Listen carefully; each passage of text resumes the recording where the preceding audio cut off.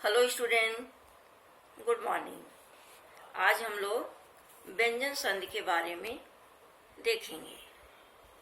हमने इसके पहले स्वर संधि के बारे में तुम्हें समझाया, स्वर संधि के 5 भेदों के बारे में समझाया।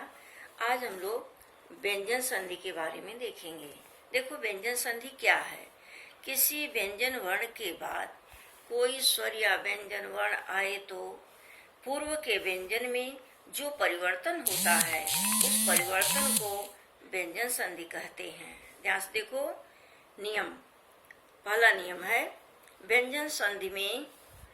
ध्यान से देखो क्या है। व्यंजन संधि में वर्ग के पहले वर्ण का तीसरे वर्ण में परिवर्तन हो जाता है।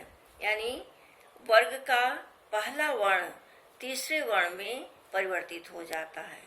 यहाँ जैसे दिया हुआ है, क ग बन जाएगा, च ज हो जाएगा, ट ड बन जाएगा, त द हो जाएगा, प ब हो जाएगा। क वर्ग, च वर्ग, ट वर्ग, त वर्ग, प वर्ग का पहला वर्ण है और ये क्या है, तीसरा वर्ण दिखाई दे रहा है। अब देखो, उदाहरण के साथ समझाते हैं। जैसा यहाँ दिया हुआ है, दिक प्लस अंबर। यहाँ क्या है, क है। क जो है क वर्ग का प्रथम वर्ण है और यह किस में बदलेगा, तीसरा वर्ण हो जाएगा। तो क जो है ग के रूप में हो जाएगा। यहाँ बनेगा दिगंबर। अब इसको देखो, सत प्लस जन, यहाँ दिखाई दे रहा है। त वर्ग के बाद अगर ज आया है, ज दिखाई दे रहा है, तो त जो है ज त पीछे वाले वर्ण के रूप में बदल जाएगा। त ज के रूप में हो गया सज्जन। सज्जन, पहले सज्जन को जब हमने संधि विच्छेद किया तो आया सत प्लस जन। यानी त के बाद अगर ज आए तो त भी पीछे वाले वर्ण जैसा हो जाता है। ठीक। पांचवा देखो, तीसरा नियम, इसमें बताया गया कि अगर प्रथम शब्द के अंत में त वर्ग है और बाद में त है, वर्ग त है और बाद में पांचवा वर्ण है, तो यह त भी पांचवें वर्ण के रूप में हो जाता है। त न के रूप में परिवर्तित हुआ। उन्नति, उन्नत तुम लोगों ने यह शब्द पढ़ा है। उन्नति शब्द, उन्नत शब्द का संधि विच्छेद क्या होगा, उत प्लस नति। त जो है न के रूप में, न क्या है, त वर्ग का पांचवा वर्ण, त थ द ध न, तो प्रथम वर्ण पांचवें वर्ण में बदल जाएगा, उन्नति। अब अगला एग्जाम्पल देखो, जगदीश शब्द क्या है, जगदीश। हमने इस शब्द को विच्छेद किया, जगत प्लस ईश। ठीक है। इसमें बताया गया कि अगर प्रथम शब्द के अंत में त हो और बाद वाले शब्द के पूर्व में ई आए तो क्या हो जाएगा, त जो है द के रूप में बदल जाएगा। जैसा तुम लोगों ने देखा ऊपर नियम कि प्रथम वर्ण, वर्ग का प्रथम वर्ण उसी वर्ग का तीसरा वर्ण हो जाएगा।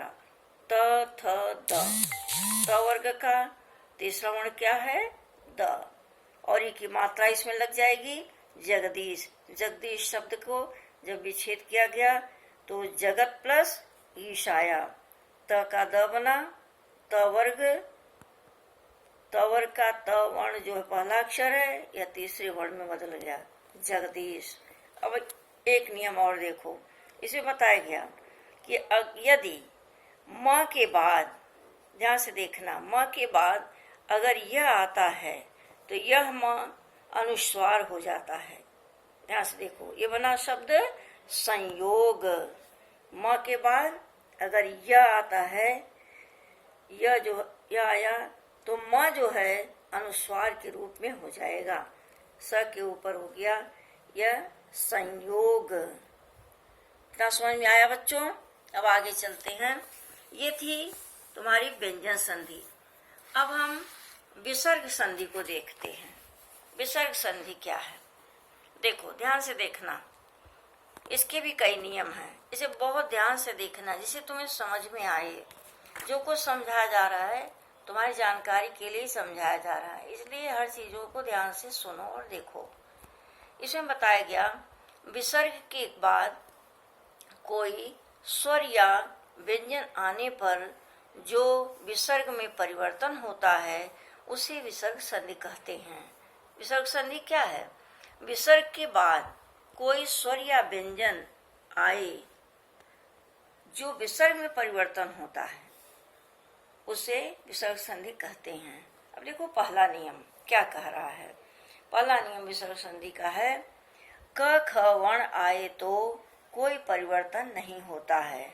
यदि च छ आए तो श, च छ आए तो च छ की जगह श, ट ठ आए तो ट ठ की जगह श, और त थ आए तो दोनों के स्थान में स हो जाता है। हलंत रहेगा, सब में हलंत रहेगा, स्वर रहित है, ये सब हो जाता है। अब एग्जाम्पल देखो, जैसा यहाँ बताया गया कि अगर च आता है, अब ध्यान से देखो, इसमें बताया गया कि यदि विसर्ग के बाद, ध्यान से देखो, विसर्ग के बाद अगर च आए तो विसर्ग श के रूप में परिवर्तित होता है। विसर्ग के बाद, विसर्ग संधि का ये नियम है कि अगर विसर्ग के बाद च आता है तो विसर्ग जो है श के रूप में बदल जाता है, और ये तुम्हारा शब्द बना निश्चय। आगे देखो बताया गया, जैसे यहाँ ऊपर हमने समझाया कि अगर ट ठ आए तो श बन जाता है। धनुष, यदि धनुष टंकार ये शब्द है, इसको हमने विच्छेद किया, धनु प्लस टंकार। अब देख रहे हो इसमें है विसर्ग के बाद अगर ट आए तो विसर्ग जो है श के रूप में परिवर्तित हो जाता है। विसर्ग में परिवर्तन होता है। विसर्ग के बाद अगर ट आता है तो विसर्ग जो है श बन जाता है। शब्द बना धनुष टंकार। आगे देखते हैं, जैसा नियम बताया जा रहा है कि अगर त थ आए, ध्यान से देखो कि अगर विसर्ग के बाद ते आता है, विसर्ग के बाद ते आता है तो विसर्ग जो है स के रूप में बदल जाता है, छोटा सा। देखो विसर्ग के बाद अगर त आता है तो यह विसर्ग स के रूप में परिवर्तित होता है। समझ में आ गया? फिर से देख लेते हैं एक बार। यदि विसर्ग के बाद च आता है तो विसर्ग श बन जाता है, निश्चय। यदि विसर्ग के बाद ट आता है तो विसर्ग षटकोण श बनता है। यदि विसर्ग के बाद त आता है तो विसर्ग स के रूप में बदल जाता है। ये हुआ नमस्ते। नमस्ते शब्द कैसे लिखोगे? नमः प्लस ते, यह शब्द है तुम्हारा, विच्छेद हो गया, नमः धन ते। अब दूसरा नियम देखो, विसर्ग के पहले ई या ऊ स्वर हो तो विसर्ग का श हो जाता है। ध्यान से देखो एक नियम को, विसर्ग से पहले अगर ई या ऊ स्वर हो तो विसर्ग का श हो जाता है। यहाँ भी देखो क्या बताया जा रहा है, विसर्ग से पहले, विसर्ग क्या है? विसर्ग से पहले क्या है? नी। नी, जब हम नी बोल रहे हैं तो इकारांत आ रहा है, ह्रस्वई दिख रही है यहाँ, तो यह यहाँ भी विसर्ग स के रूप में बदल गया, तो निष्कपट शब्द बना। निष्कपट शब्द क्या है? नि प्लस कपट। यहाँ बताया गया कि विसर्ग के पहले यदि ई या ऊ स्वर हो तो विसर्ग श के रूप में बदल जाता है, जैसा तुम देख रहे हो। आगे देखते हैं, दो नियम हो गया, तीसरा नियम देखते हैं। तीसरा नियम देखो, यदि विसर्ग से पहले अ हो और बाद में वर्ग का तीसरा, चौथा और पांचवा वर्ण या य, र, ल, व आए तो विसर्ग का ओ हो जाता है। ध्यान से देखो, यदि विसर्ग से पहले अ हो, विसर्ग से पहले और बाद में वर्ग का तीसरा, चौथा और पांचवा वर्ण या य र ल व आए तो विसर्ग का ओ हो जाता है। विसर्ग जो ओ के रूप में बदल जाता है। देखो, यशः, यश प्लस दा। अब यश में क्या है पता ना, विसर्ग से पहले यदि अ आए तो श में क्या है, अ की ध्वनि है। तो क्या बताया जा रहा है, यह विसर्ग जो है ओ बन जाएगा। विसर्ग तुम्हारा ओ बन गया। शब्द बना यशोदा। तुमने देखा यशोदा शब्द कैसे बना है, यश प्लस दा। यह विसर्ग संधि का एग्जाम्पल है। आगे देखो, सरोज शब्द क्या है, सरोज। सरोज शब्द कैसे बना, सर प्लस ज, सर। अब बताया गया ना, विसर्ग से पहले यदि अ हो और बाद में वर्ग का तीसरा, चौथा या पांचवा वर्ण हो। यहाँ क्या था, तीसरा वर्ण था त थ द। ये भी क्या है, च छ ज, तीसरा। तो क्या हो जाएगा, यहाँ ओ की मात्रा लगी। ये जो विसर्ग है ना वो बन गया सरोज। चौथा नियम देखो, यदि विसर्ग के बाद र आए तो विसर्ग का लोप हो जाता है। ध्यान देखना बच्चों, यदि विसर्ग के बाद र आए तो विसर्ग का लोप हो जाता है। विसर्ग के पूर्व का ह्रस्व स्वर दीर्घ स्वर हो जाता है। एग्जाम्पल देखिए, निह धन रोग शब्द है तुम्हारा निरोग। कहा गया विसर्ग के बाद अगर र आए, र आया तो विसर्ग का लोप हो गया, यह विसर्ग गायब हो गया। और क्या हुआ, ये जो ह्रस्व ई की मात्रा थी वह दीर्घ बन गई। ठीक, निरोग। ऐसे शब्द यहाँ भी है, निहरस, नीरस शब्द है। विसर्ग के बाद जो है तुम्हारा र है, जिसके कारण यह विसर्ग लुप्त हो गया और यह जो ह्रस्व की मात्रा थी यह दीर्घ की मात्रा बन गई। आज हमने तुम लोगों को व्यंजन संधि के बारे में बताया।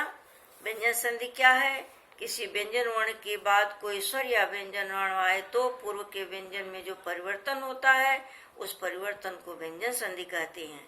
व्यंजन संधि में वर्ग के पहले वर्ण का तीसरे वर्ण में परिवर्तन हो जाता है। इसके बारे में हमने तुम्हें समझाया।